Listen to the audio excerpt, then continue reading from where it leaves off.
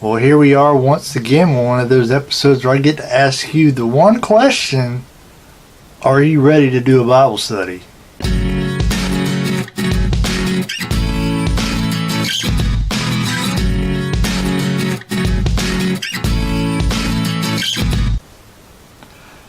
So I take it, if you're still here, the answer to that question is yes, you are indeed ready to do a Bible study. And that's what we're going to do today. Ecclesiastes Chapter number 5 was the winner of the contest for what is going to be the last Bible study we do of 2018. I wish I had a list to give you all the ones we've done this year, but I do not have a list. So this will be one of them. And I know we did something in Matthew. I think we did something in John. We did Psalms 23. Done a lot of good ones this year.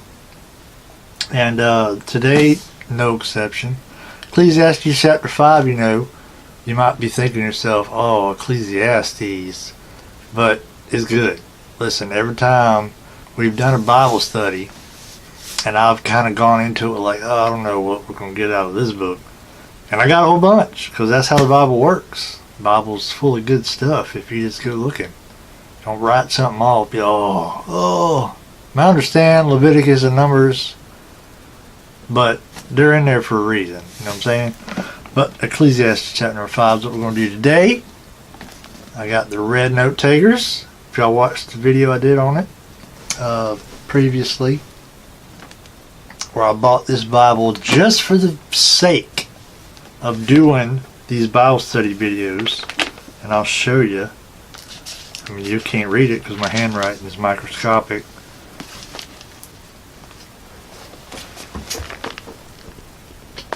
I don't know if you can see that because I couldn't see the camera, and if you're listening then you couldn't see it anyway. But man, this thing has been awesome, and I got two of them, so can't wait to use the other one too. Man, fit so much stuff in there I didn't have to write it down on the computer. Now granted, if I had put it on the computer I would have had way more room. I could have gone into more detail, but it's Ecclesiastes. Old Testament books are pretty, they're not that hard to get stuff out of, if you know what I mean. There's a lot more. I don't want to say that. Theologically, you can get a lot out of the New Testament. And people look at the Old Testament as just a collection of stories and stuff. And, being dispensational, we don't get our doctrine out of the Old Testament. But it's still full of so much good stuff in there. And I'm rambling on again, so we'll get into the Bible study in just a second. How y'all doing? How y'all doing this week? We had the Fall Festival that y'all heard my ads for in the Pack-A-Pew service last weekend. It was good. I went to the Fall Festival. The weather was awesome. It was fall weather. That's what was great about it. Florida finally decided to give us a little bit of fall weather. And then, of course, as soon as the weekend was over, it took it right back. And that's fine. We got some. That's all that matters. Fall Festival was awesome. The food was great. Oh man, that was some good food. But it was good. It wasn't as good as the food we had on Pack-A-Pew. Pack-A-Pew, I don't know. We didn't have evening service, so I don't know how many people were there. But there was well over 100. And of course that food was awesome as well. That jalapeno corn, I think I told y'all this last year on the podcast. I don't know who makes that jalapeno corn, but it's so good. So good. Anyway, I don't think I have any announcements to do this week before we get started, except the Bible giveaway will be up sometime. I need to write myself a reminder.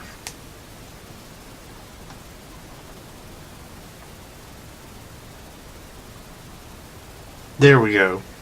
A reminder has been written on the whiteboard. I wish y'all could see all the stuff that I write up here to try and remember, but I got stuff up there you don't need to see, like passwords and stuff, so you don't need to see that.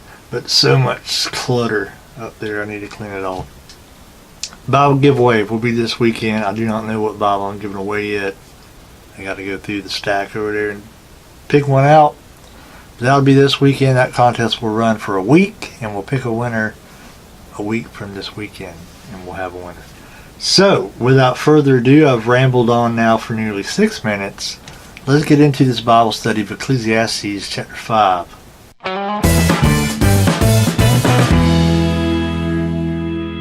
So as always, what I'll do is I'll read the chapter, and then we'll come back to verse 1 and do verse by verse. Chapter number 5, Ecclesiastes. Keep thy foot when thou goest to the house of God, and be more ready to hear than to give the sacrifice of fools, for they consider not that they do evil. Be not rash with thy mouth, and let not thine heart be hasty to utter anything before God. For God is in heaven, and thou upon earth. Therefore let thy words be few. For a dream cometh through the multitude of business, and a fool's voice is known by multitude of words. When thou vowest a vow unto God, defer not to pay it, for he hath no pleasure in fools. Pay that which thou hast vowed. Better is it that thou shouldest not vow, than thou shouldest vow and not pay. Suffer not thy mouth to cause thy flesh to sin, neither say thou before the angel that it was an error.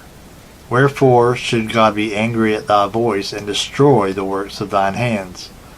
For in the multitude of dreams and many words there are also divers vanities, but fear thou God. If thou seest the oppression of the poor, and violent perverting of judgment, and justice in a province, marvel not at the matter, for he that is higher than the highest regardeth, and there be higher than they. Moreover, the profit of the earth is for all. The king himself is served by the field. He that loveth silver shall not be satisfied with silver, nor he that loveth abundance with increase. This is also vanity. When goods increase, they are increased that eat them. And what good is there to the owners thereof, saving the beholding of them with their eyes?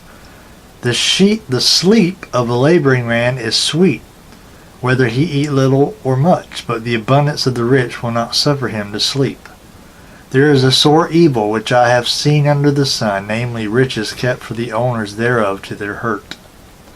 But those riches perish by evil travail, and he begetteth a son, and there is nothing in his hand. As he came forth of his mother's womb, naked shall he return to go as he came, and shall take nothing of his labor which he may carry away in his hand. And this also is a sore evil, that in all points as he came so shall he go.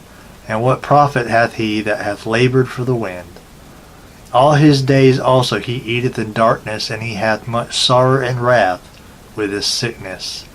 Behold that which I have seen, it is good and comely for one to eat and to drink, and to enjoy the good of all his labor, that he taketh under the sun all the days of his life, which God giveth him, for it is his portion.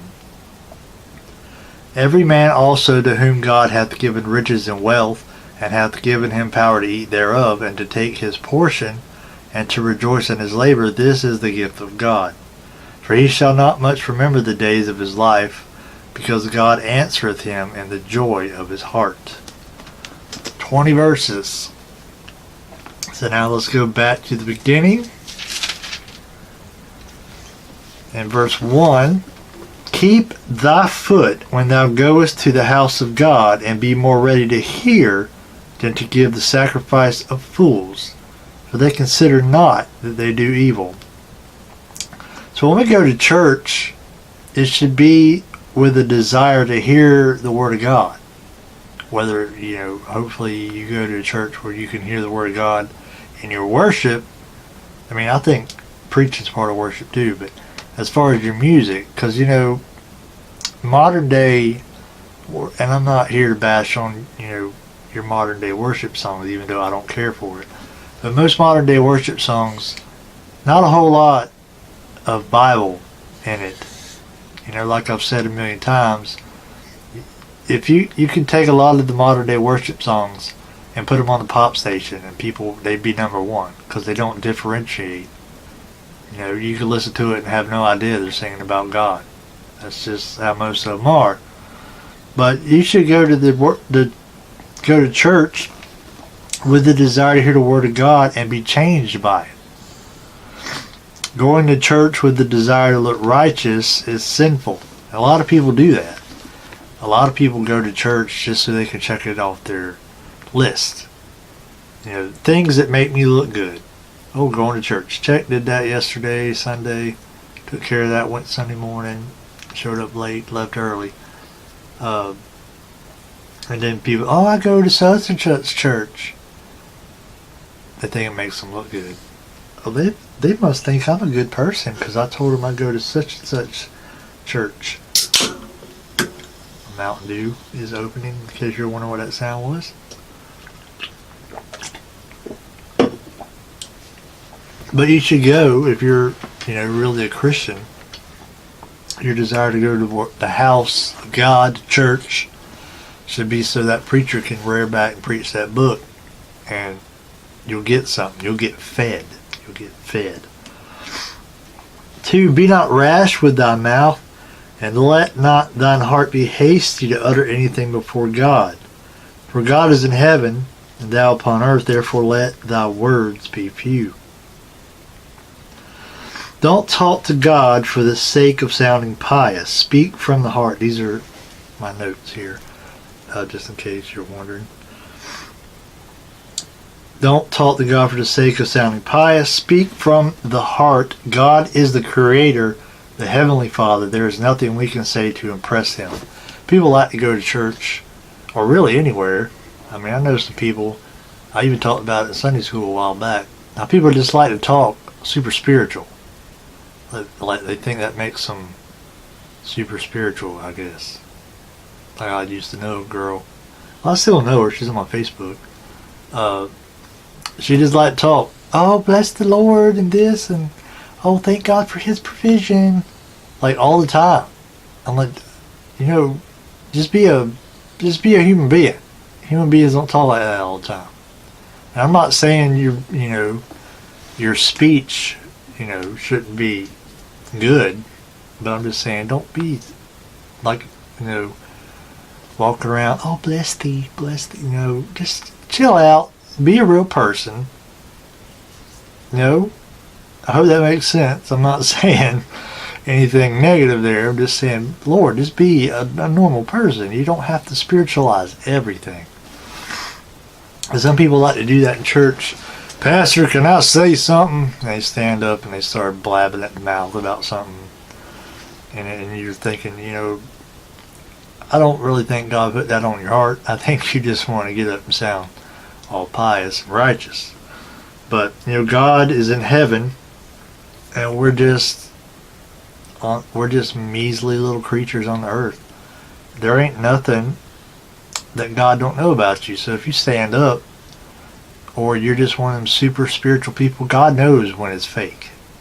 Like, you ain't fooling Him. You can fool us, but you ain't fooling Him. You ain't fooling most of us either. Verse 3, for a dream cometh through the multitude of business, and a fool's voice is known by a multitude of words. Your dreams usually reflect what you're busy with, right? Now, I do dream because, I did read somewhere whenever someone was like, oh, I don't dream. Actually, I read somewhere that we can't survive, a human being, without REM sleep, REM sleep. You've probably heard of that. We can't survive without sleeping that, REM sleep, whatever that entails. I don't know, I'm not an expert. And when you go into REM sleep, you dream. So people who say I don't dream are saying I don't get REM sleep, which means you would be dead. Because I think the longest somebody's gone without it is 11 days before they died. So when you think you don't dream, it's not that you don't dream, you just don't remember them. That's the case for me. 99% of the time I don't remember my dreams. but I know I have them because I'm still alive. But anyway, that's, a little bit off topic there. But sometimes I do remember them. If you're busy with something, doing the same thing, you dream about it, don't you? We were 2 weeks ago, spent the whole week at work. Every day, whole week. Overtime. So, 10 hours a day, trimming bushes. Trimming bushes, trimming bushes, trimming bushes. I would go home and I would dream about trimming bushes. I'd close my eyes and hear and see trimming bushes. I was tired of it. But that's what I was busy with. So that's what I dreamed about. But anyway, your dreams usually reflect what you busy yourself with. You look like a busy fool when you talk too much with made up words. Refer to God biblically. God has put in His book how He wants to be worshipped and the names that you can refer to Him by. One thing is, my name's Richard. You can call me about whatever you want. You can call me Rich. I had people call me Rich. Had people call me Rick. I went by Rick in high school. Yeah, all those things. But two that I do not like to be called is Ricky and Dick. And Dick is short for Richard. I do not like being called those names. So, God has names I'm sure He don't like being called. That's why I cringe when people be like, "Oh, God's my daddy." I just want to smack them upside the head. God is not your daddy. Anyway, so don't just, you get mouth disease where your mouth won't stop opening and closing and you're just babbling on with a bunch of nonsense because you think it impresses God with your made up holy language. We got the Bible right here. It tells us how to talk to God, what to refer to Him by. You don't need to come up with a whole bunch of nonsense. Verse 4. When thou vowest a vow unto God, defer not to pay it, for He hath no pleasure in fools. Pay that which thou hast vowed. This one seems pretty self-explanatory, don't it? I remember when I was a kid and I told my dad, I told God, if you do this, I do this. And my dad's like, be careful when you make a deal with God, because He always keeps up His end of the deal, but we don't always keep our end. But verse number 4, I should have numbered my notes here. I'm having to count my lines. If you pray, God, if you just do this, I'll do that, then you better keep your end of the bargain. Pretty self-explanatory, right? Because you might make a deal with somebody and they break their end of the deal. And you're like, oh, sweet, well, now I'm out of it. I don't have to worry about my end. But God ain't never going to break His end of the deal. If you pray, God, I need $100 to do this, and if you give me this $100, I'll go to church on Wednesday nights and Sunday morning and whatnot for like a year. I don't know. I'm just off the top of my head. And then, boom, a check for $100. Insurance company sends you a refund for $100 or whatever. And you're like, oh, sweet. Guess what? That's God keeping His end of the deal. So now it's time for you to keep yours. Verse 5. Better is it that thou shouldest not vow than that thou shouldest vow and not pay. As sinners, it is unlikely we will repay, so it would be better just don't do it to begin with. I mean, I know some seasoned Christians that I wouldn't be surprised if they kept their end of the deal. They've been saved for like 40, 50 years. I would trust they would do that, but most of us, we're not perfect. No, none of us are. So, verse 6, suffer not thy mouth to cause thy flesh to sin, neither say thou before the angel that it was an error. Wherefore should God be angry at thy voice and destroy the work of thine hands? If you make a vow to God and fail to keep it, don't make excuses. Don't allow your mouth to write checks that you cannot cash. Now you know the worldly expression, and I left some parts out, but don't let your mouth write something that you can't cash. Verse 7. For in the multitude of dreams and many words there are also divers vanities, but fear thou God. So in summary, and if your Bible has paragraph markers, you'll see that is the end of the first section of this. In summary, verse 1 through 7, worship God with your heart. Just come to God, your own personality, and worship God with your heart. And you don't have to impress Him. You don't have to impress Him. I shared something the other day on my Facebook about don't judge people who, have their hands in their pockets during worship. They don't raise their hands and stuff like that. You don't know what God's doing in their heart. Not everybody worships the same. And that, is something I 100% agree with.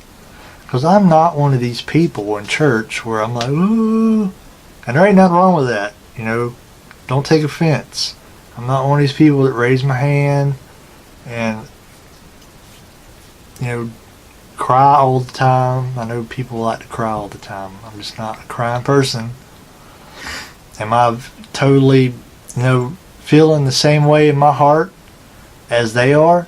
Incredibly thankful that Jesus would save me, that He would even, die on the cross for me. Am I thankful for that? Am I aware of what the Spirit is doing in the service at that moment? I am totally aware of it, and I'm totally worshiping God. I'm just not externally. That's just not how I do. I'm not a crier. I don't like throwing my hand up because it draws attention to me, and I, as an introvert, I don't want attention. Anyway, so that was the first 7 verses were about worship and how God likes to be worshipped. Verse number 8, if thou seest the oppression of the poor, and violent perverting of judgment, and justice in the province, marvel not at the matter, for he that is higher than the highest regardeth, and there be higher than they. Don't be shocked or dismayed when you see wicked people with power oppressing others. Do we see that in 2018? Yeah, we see it all the time. No matter how great they think they are, God is greater. Keep in mind that there ain't no government on this earth that isn't put in place by God. It says that in Romans 13 or 14. I can't remember. But the verses in Romans, and I think there's another passage in another book that talks about government and how God sets them up and God takes them down. They're there for His purpose. So, where was I going with that?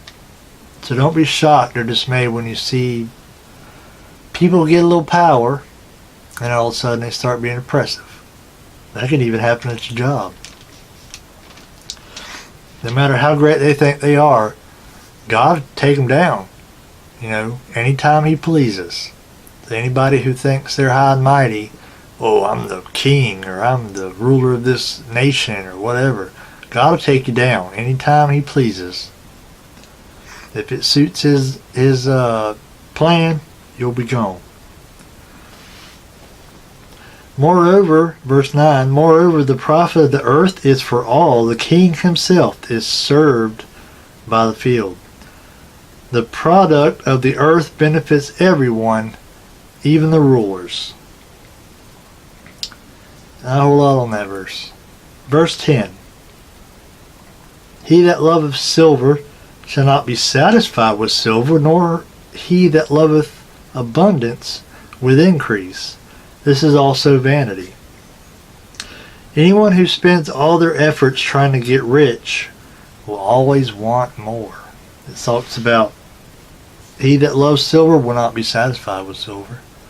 You always got that mentality. Man, if I could just have that. Man, I have, this little bit. If I could just have that, I'd be happy if I just had that. And then what happens? You get that. And then you're like, And if I just had a little bit more, that's the mentality we have for the most part. You always want that. Saying, oh, that's all I need right there. And if I just had that, and then you get it and find out, well, I wouldn't mind having a little more. You always want more. Always want more. And somebody who silver or money, that's their thing. Man, if I just had $1 million, that's all I need. Then you get $1 million and you're like, man, if I just had $10 million, always wanting more. And it says that you'll not be satisfied with it. So you spend all your time trying to pursue that $1 million, you're not going to be satisfied with it when you get it. Verse 11. When goods increase, they are increased to eat them, and what good is there to the owners thereof, saving the beholding of them with their eyes? You've heard this saying, well, maybe you have. If you're about my age, you probably heard it. More money, more problems. The more you have, the more people want from you. At that point, what good does it do you? It might be nice to look at, but that's about it. The more stuff you get, the more people want from you. The more mouths you got to feed. One of the commentaries I was reading put it in the context of the richer you get, the more things you get, the more people you have to take care of those things, which means you have to pay them or feed them, whichever the case, which takes away from your wealth. So the more stuff you get, the more you have to pay to maintain the stuff. And it talks about their increase to eat them, talking about servants, more stuff you get, more servants you got, more food you got to buy for the servants. Verse number 12. The sleep of a laboring man is sweet. I know mine's going to be sweet tonight. Shoveled rock all day. Whether he eat little or much, but the abundance of the rich will not suffer him to sleep. A working man, he ain't got a whole lot. He spends his time working, but he ain't got a whole lot. He ain't got millions of dollars and 4 houses and 16 cars. And he ain't got a whole lot to worry about. He just gets up, goes to work, gets his paycheck, comes home, pays his bills, feeds his family. Nothing much to worry about. Rich man, on the other hand, he don't sleep as well. Plus the labor man's probably tired. But the rich man don't sleep so well because he's got all this stuff and he's constantly thinking to himself, well, what's going to happen? What's going to happen if I lose that? What if I lose that? What if I don't get this? What if this happens? What if that happens? He's always got something to worry about. The labor man don't have that problem. Verse 13. Wait, did I read the note for that? The working man sleeps better because he has less to worry about. With wealth comes stress and less sleep. Forgot to read my note. Verse 13. There is a sore evil which I have seen under the sun, namely riches kept for the owners thereof to their hurt. Hoarding wealth is an evil which leads to nothing but hurt for the owner. I mean, it's bad enough being rich. I mean, not saying being rich ain't bad. We're going to get to that when we get to the last couple verses. So I'm not saying being rich is bad.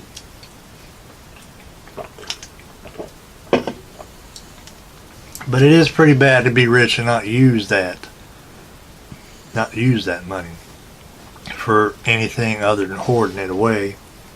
And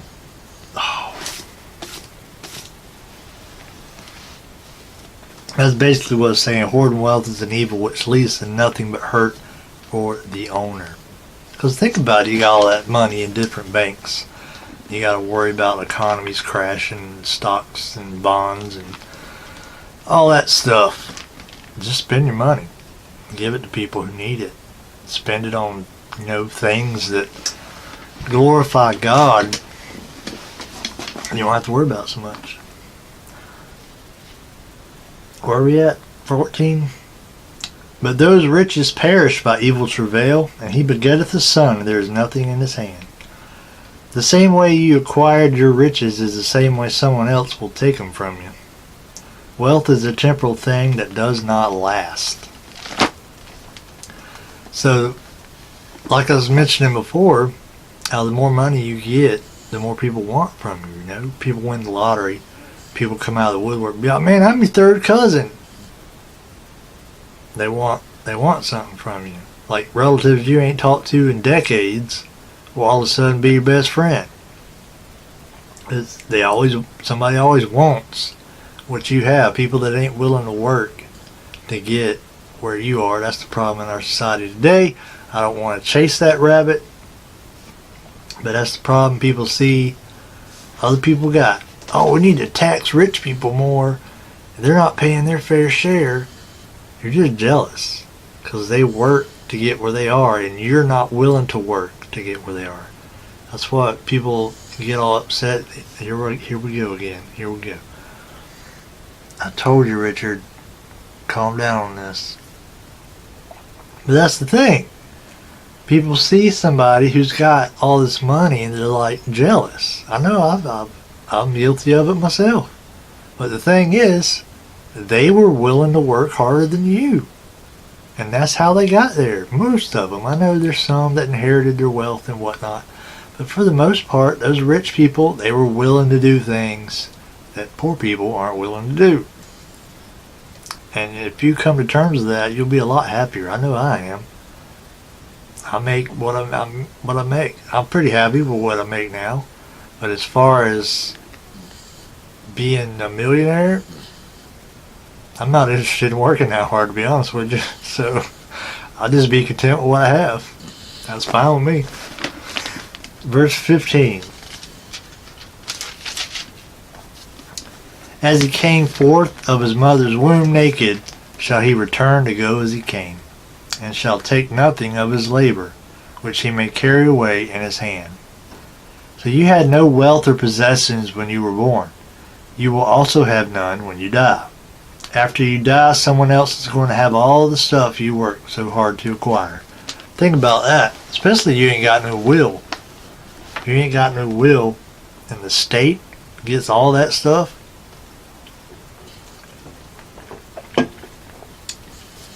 that wouldn't be cool. All them cars, all them houses, all that money in your bank account that you spent a lifetime acquiring, you die. You ain't got no will, and the state gets every bit of it. That'd be a bummer. But regardless, when you die, somebody else is going to get all that stuff, and then they're going to do with it what they want to do with it, which might not be what you want. You know, they might take your $1 million and just go to Vegas and just blow it on gambling. They might do all kinds of things that you think are not wise to do. But it's out of your hand at this point because you can't take none of that stuff with you when you die. The way you come into the world with not a dime to your name, no credit score, none of that. That's how you're going out.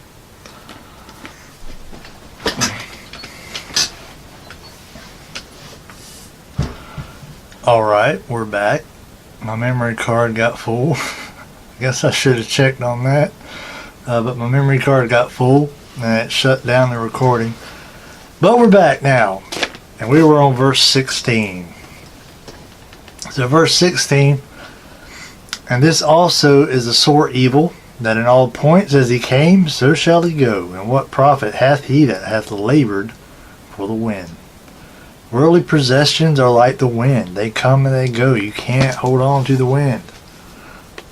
The things you ought to labor for, you know, are godly things. You know, working for God, doing service to God, loving your neighbor, evangelizing, stuff like that. The New Testament talks about how we can lay up treasures in heaven. So you can't take nothing you got down here with you. But you can send something up above that'll be waiting for you when you get there. But worldly possessions are like the wind. They're here one minute, they're gone the next. And I can see that my light on my camera Batteries are dying again. But let's try and get through this. Verse 17. All his days also he eateth in darkness, and he hath much sorrow and wrath with his sickness. As a wealthy man, Solomon is speaking from experience. These are some of the feelings that he experienced being so wealthy. Solomon was probably the richest man who ever lived on this earth. And he's writing the book of Ecclesiastes here from a cynical type point of view. It says, all his days he eateth in darkness.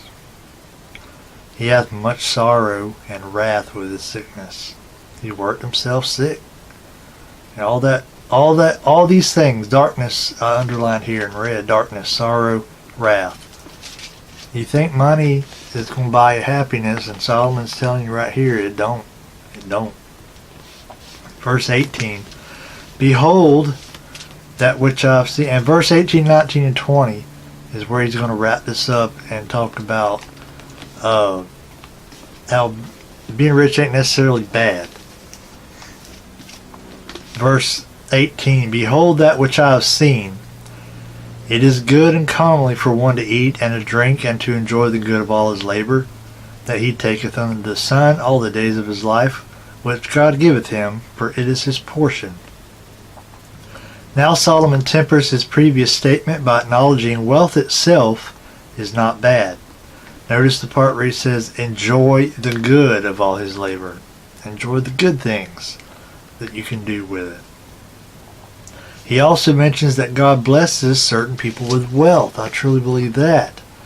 I believe some people's gift, some people are gifted singers, some people are gifted teachers and preachers. I believe some people are gifted with money because God knows that they'll use that money to glorify him and to further his gospel.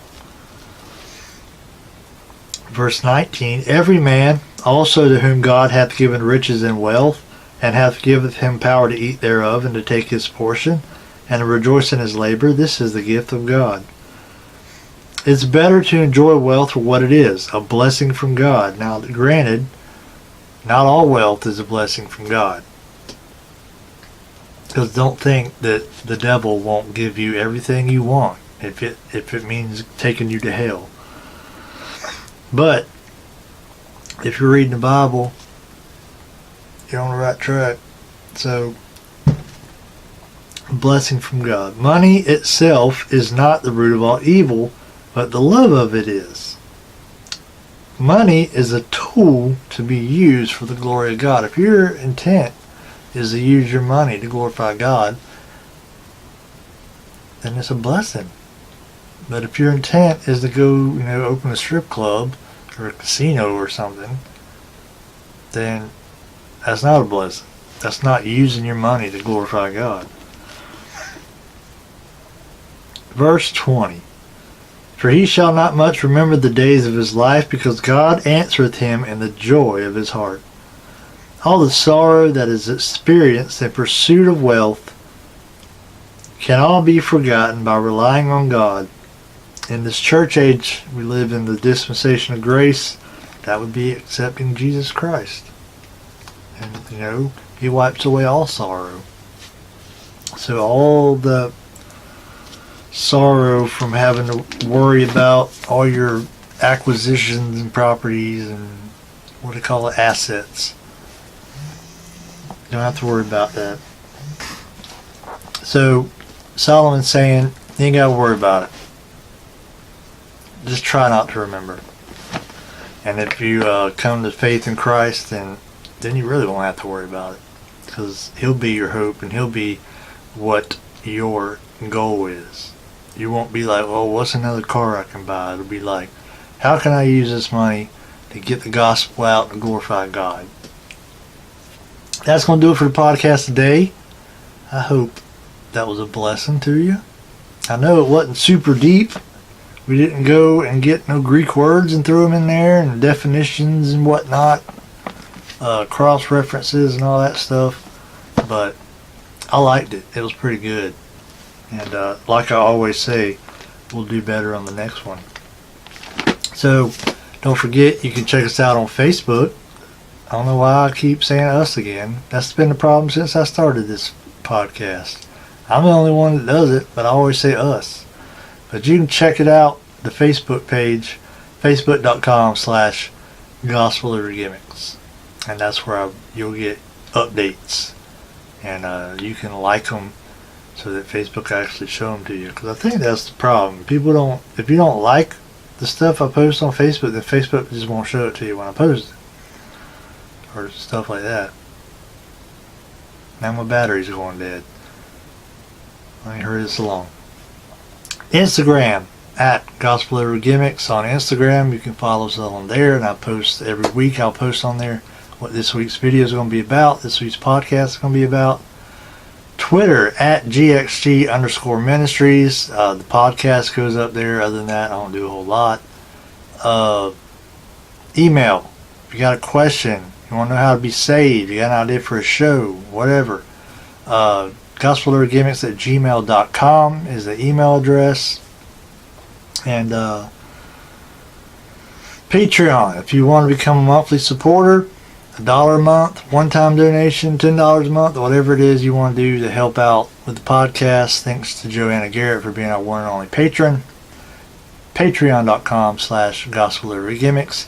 Don't forget, the post on Facebook is still up, where if you have a question, I want to close out the season at the end of the month, December 1st, with a Q&A episode. I'd like to answer some questions. I've got one question up there already. I'd like to have 3 to 5 questions to answer in that episode. So if you got a question about anything.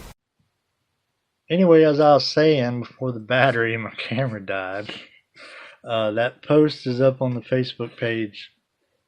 If you got a question, you can comment on it. You got all November. Put a question in there.